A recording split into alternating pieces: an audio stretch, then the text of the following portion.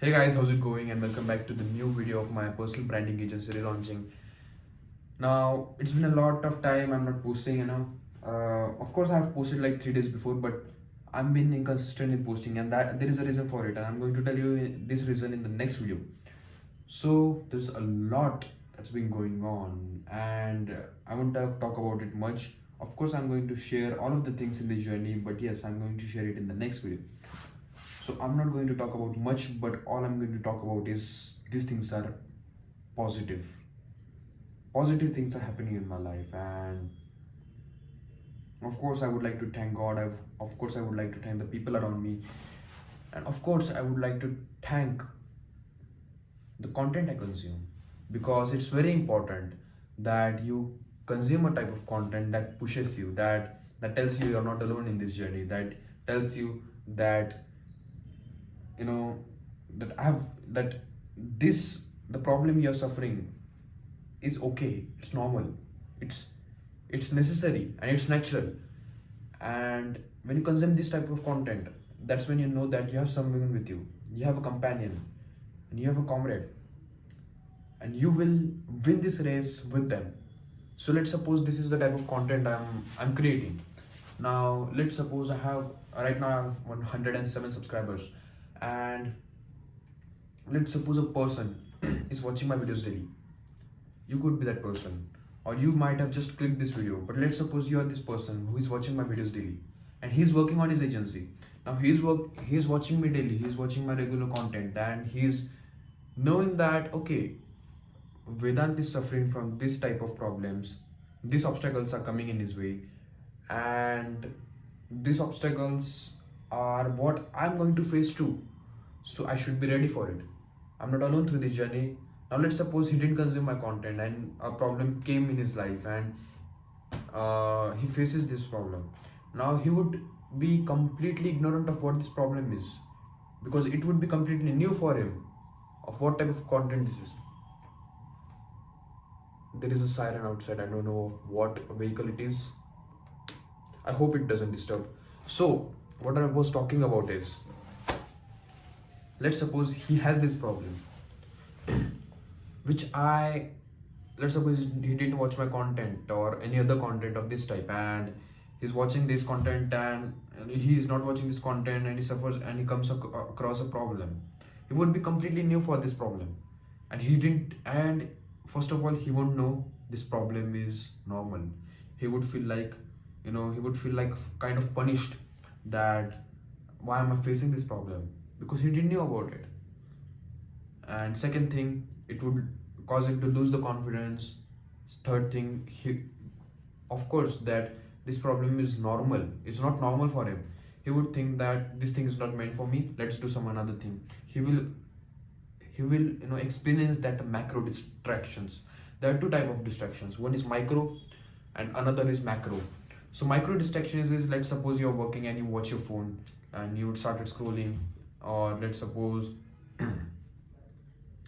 friends are calling you, you go outside, you say yes for the things which you shouldn't be saying yes. And these are the micro distractions. What are macro distractions? Let's suppose I've been through macro distractions, but there were those micro distractions I had, and some of the things were not those distractions. So micro distractions is a type of distraction. Let's suppose I'm watching a course of video editing, and yes, I'm watching this course, but I did not find any value. Of course that video is valuable, and I came across another video which is let's suppose the same, which is about the same topic, but it's a bit attractive. So I would watch that video. That is macro distraction. This is also short term distraction. Another distraction could be, let's suppose you're working on an agency, you're working on an agency business model, you are learning skills, you're doing these things, that things, and you're setting up your agency, and now you're ready to launch it. But you suddenly a friend comes to you and he says that, man, go for trading is, it's easy, there's not so much of trouble in it. So you will just leave the agency thing and you'll go for trading. You'll ignore the risk in trading, you'll ignore the things you have to learn there. Of course that's a valuable skill too, but you would definitely ignore all of it and you will lose money and you will come back to this agency. This is called macro distractions. You work on a thing for a certain period of time, and then you completely move away from it. You might have seen these people, you might have these friends like who work on a specific period of work for a specific period of time on a certain activity, and then they goes away. Then they go away and they move on and they move their focus on another activity, which, you know, sometimes you might think that this person, if he would have worked for a little bit more time on that specific activity, he would have started his income stream, he would have had success in that field. But what he does is he just jumps from one thing to another, and that's not at all what you should be doing. So if a person is not watching my content, he won't get these things, and he would just completely shift his focus from, let's suppose, from agency to trading. So content, I'm very thankful for the content I consumed. I consumed many creators now, and they surely helped me. They surely helped me through this journey.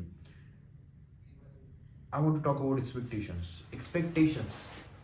Let's suppose you have a client and you don't have any clear expectations. First of all, let's talk about the expectations from your clients. There are certain type of things. You are working with a client and not under a client. So you should be always keeping that mindset. Mindset is very important in the business, and you should be keeping that mindset. Even though if it costs you client, even if it costs you more time, even if it costs you failure in your business, but always keep that core in you. Of course, always keep that standards. Don't never make your standards fall for a client or whatever thing he is asking you to do. If you have set boundaries, you should be following them. You should be not crossing them. You should not let others cross them. It's very important you keep those boundaries. It's very important, first of all, you define those boundaries and then you protect them. Then you guard them. It's very important. And the thing is, you have these clear boundaries and you must be communicating them. You must be communicating them to your clients. If clients ask you to overwork, first of all, you should not be giving them unrealistic expectations about your work. You tell them, I'm going to do this work for you, not much than that, not less than that. Okay, so you have clear boundaries. You should never be under delivering. Always promise less and over deliver. That's how you keep a client. That's how you sign retainers. It's very important. So keep that set boundaries. Then expectations, always give low expectations to your clients. Just for signing them, don't give them unrealistic expectations. It's going to lead you on bad places.